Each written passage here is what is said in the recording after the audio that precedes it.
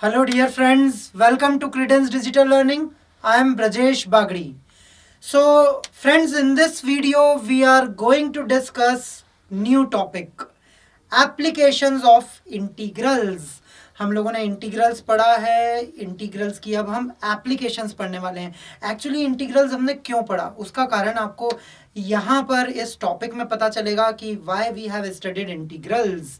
सो integral का हमने जो लिटरल मीनिंग समझा था वो था समेशन, और यहाँ पर हम उसी को इम्प्लाई करने वाले हैं। डियर फ्रेंड्स, हम लोगों ने एरिया कई बार कैलकुलेट किया है, बहुत सारे प्लेन फिगर्स हैं लाइक ट्रायंगल। ट्रायंगल का एरिया आप लोग जानते हैं क्या होता है, half into base into height. Rectangle, rectangle का एरिया आप लोगों को सिंपल फॉर्मूला पता है, length into breadth.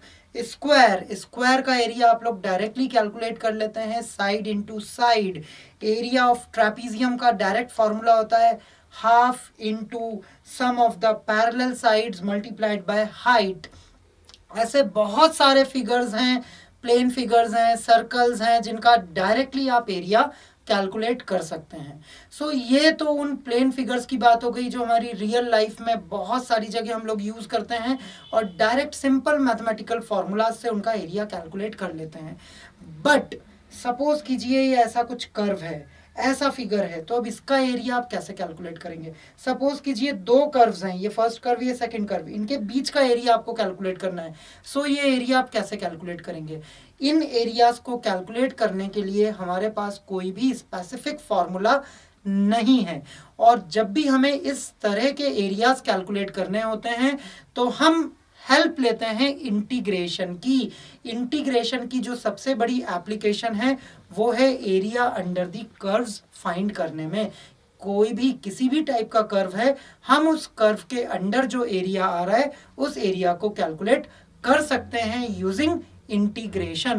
So in this series of videos, in this chapter, we are going to discuss about area under the curves using integration, that is application of integration. अब देखिए क्या होता है, इसका basic concept हम समझेंगे। ये हमने एक्स एक्सिस कंसीडर की है, ये वाई एक्सिस कंसीडर की है, ये कर्व यहाँ पर हम कंसीडर कर लेते हैं y is equals to F of x.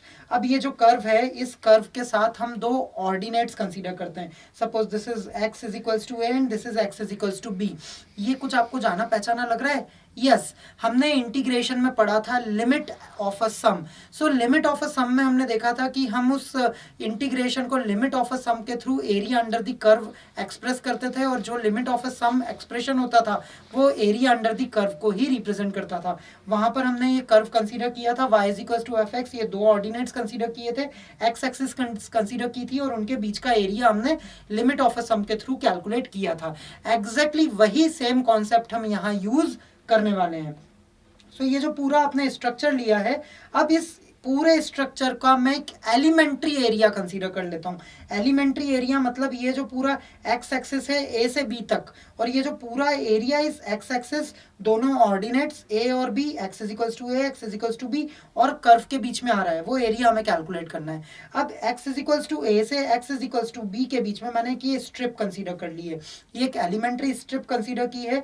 इस एलिमेंट्री स्ट्रिप की विड्थ की अगर मैं बात करूंगा, यानी कि एक्स के डिस्टेंस की बात करूंगा, तो उसको मैंने, क्योंकि वो बहुत एलिमेंट्री है, उसको मैंने बोल दिया है dx। और जो इसकी हाइट है, यानी कि जो इसकी पूरी y एक्सिस के अलोंग जो लेंथ जा रही है, उसको हमने बोल दिया y, राइट।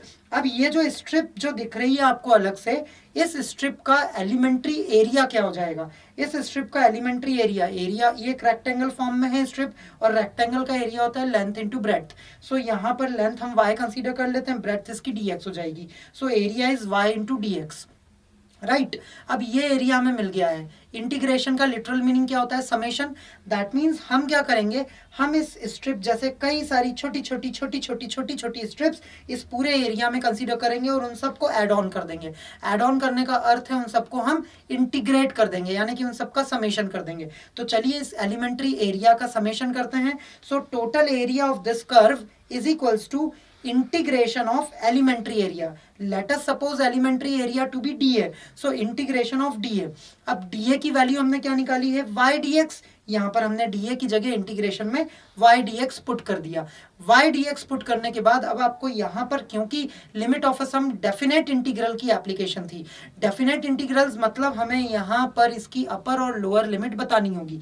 तो हमारा जो कर्व है उसके अंदर x की जो लोअर लिमिट है वो a है और अपर लिमिट y है। सो यहाँ पर फाइनली जो टोटल एरिया हमें मिलेगा उसका एक्सप्रेशन क्या हो जाएगा, integration of y dx within the limits x is equals to a to b। This is the final expression. और यही जो एक्सप्रेशन है इसी टाइप से हम क्वेश्चंस भी सॉल्व करने वाले हैं। हमें कोई भी कर्व दिया रहेगा, उस कर्व को हम इंटीग्रेट करेंगे किसी पर्टिकुलर लिमिट्स में जो भी इस क्वेश्चन के अकॉर्डिंग होगी, और वहां से हम एरिया कैलकुलेट कर पाएंगे। तो चलिए दोस्तों, अब इस पे बेस्ड कई सारे हम क्वेश्चंस करेंगे, साथ में स्टडी मटेरियल भी एनालाइज करते रहिए। स्टडी मटेरियल के सारे क्वेश्चंस आप लोगों को सॉल्व करने हैं। कोई भी प्रॉब्लम आती है then you can discuss with us. Okay.